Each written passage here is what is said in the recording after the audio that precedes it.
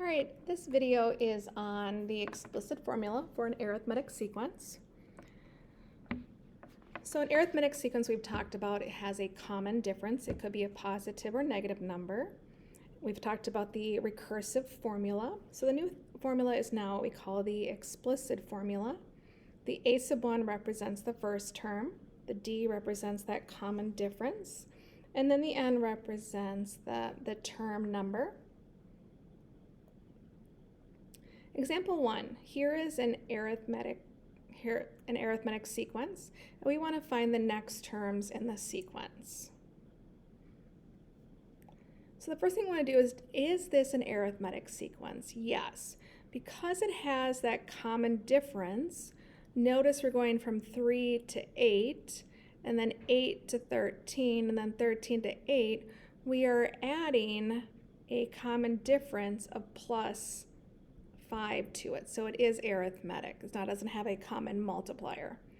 What are the next terms in the sequence? So to find the next terms, we're going to go ahead and add 5 to the previous term. So 18 was the previous term, so we add another 5, we get 23. Add another 5, we get, I'm going to erase that one, so this would be 23. We add another 5, we get 28. Add another 5, we get 33. Now we want to find the 8th term. So to find the 8th term, it's faster to use what we call the explicit formula. So a sub n equals a sub 1 plus d n minus 1. So we're going to go ahead and substitute the value of the first term in, which is 3, the common difference, which is 5, the 8th term, so that's your n, and then we just simplify that. So a sub n equals 3, 8 minus 1 is 7, 5 times 7 is 35, and we get 38. So the 8th term is 38. Example 2, given the recursive rule, find the 5th term of the sequence. So here is our common difference, that's our d. And our first term is 12. So the first term is 12. The next term will be add 4 to it. So we get 16. Add another 4, we get 20. Add another 4, we get 24. Add another 4, we get 28. So there's the first 5 terms in the sequence.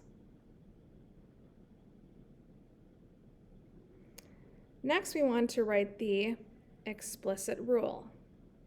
So here's our a sub n equals a sub 1 plus d n minus 1. So the first term in the value, it was 12. Our common difference was 4 n minus 1. So we're going to go ahead and simplify. So we're going to distribute that 4 into the binomial. So 4 times n is 4n. 4 times negative 1 is negative 4. And now we're going to combine like terms. And put the 4n first. So 12 minus 4 is 8. So this is called the explicit formula or explicit rule. And one of the benefits of having that explicit formula is we can find other terms in the sequence that maybe we want to find the 100th term. And we can just substitute 100 in for n. All right, here's example number 3. In the first month of a new startup's operation, the company only has 4 employees.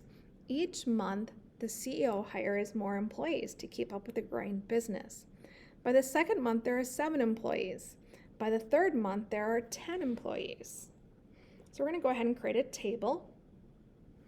So the left side is the months and the right side of the number of employees.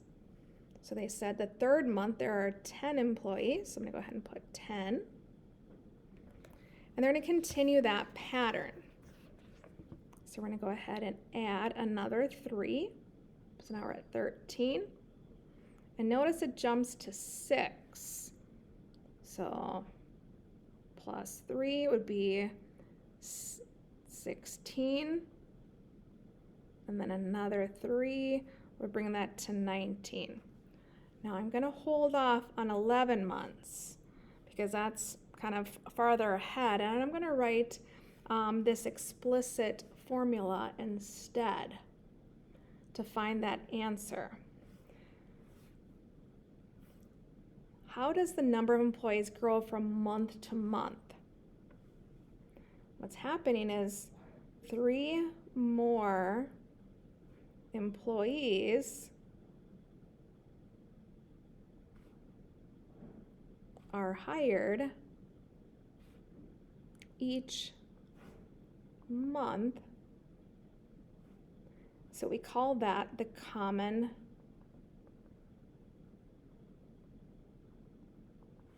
difference, D. So that's plus D.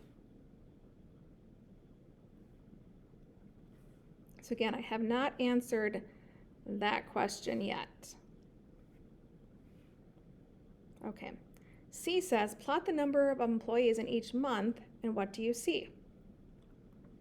So here's the first month and the second month, and then the third month we ran up to 10, and then the fourth month was 13. And notice kind of what's happening. We're starting to create a line, a straight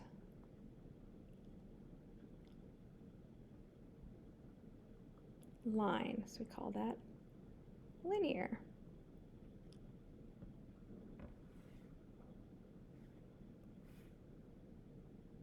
Okay.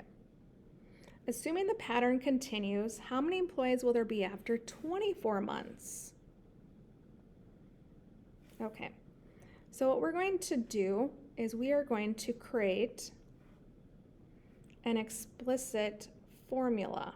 A sub n equals a sub 1 plus d n minus 1 to find that 11th month and the 24 months. So a sub n equals, the value of the first term was 4 employees. The common difference, we're adding 3, and then n minus 1. And now we're going to go ahead and distribute that 3 into the binomial.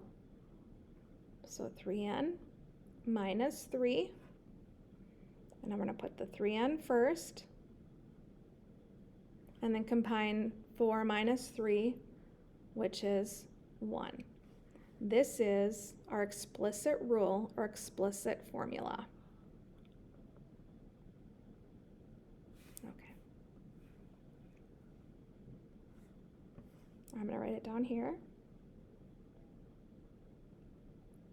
And now we're going to go ahead and answer those questions. Remember before we had 11 months in that table? So now what you do is you say A of 11, and you substitute 11 in for n. So 3 times 11 is 33, plus 1 is 34. So that means you have 34 employees after 11 months. Now we want to find 24 months. So we're going to substitute 24 in.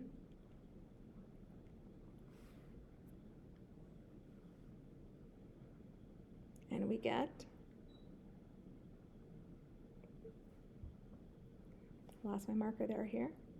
So 3 times 24 is 72, plus 1 is 73. So we get 73 employees. Let's go back up to my table here. So at 11 months, we had 34 And then at 24 months,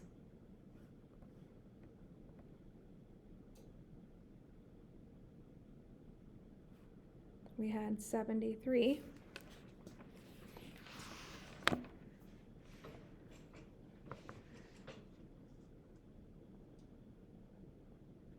And then again. Now you can write your rule given the number of months, which we did up above here.